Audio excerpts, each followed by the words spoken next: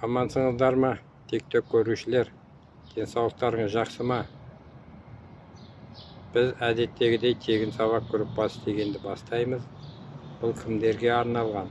Бұл жұмысы жоқтарға арналған, жұмысы бар болса, несиесі бар адамдарға арналған, несиені алып, ақшасын жеткізе алмай, тарығып, не істерін білмей жүрген адамдарға арналған сабақ. Бұған жұмыссыз болсаң, жұмыста жүрген болсаң да, ақшаң аз болса, несиең болса, жұмыс таба алмай жүрген адамдарға өте қолайлы. Біреу болмаса, біреу тыңдайтын шығар деп біз айтып жатқанымыз.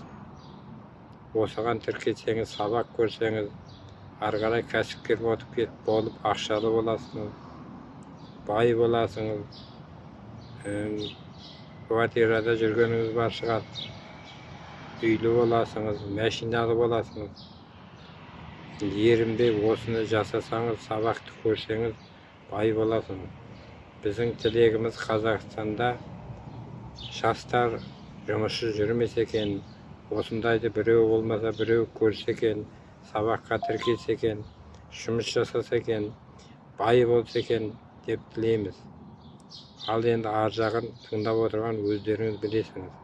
Егер қосылып көрейін, сірә бос жүрмін ғой, жұмысым жоқ, мүмкін бақытым жүріп кетер, ары қарай кәсіпкер болып ақша табармын дегендеріңіз болса, төменге WhatsApp нөміріңізді қалдырып кетсеңіз, мен тегін сабақ группасына сіздерді қосатын боламын.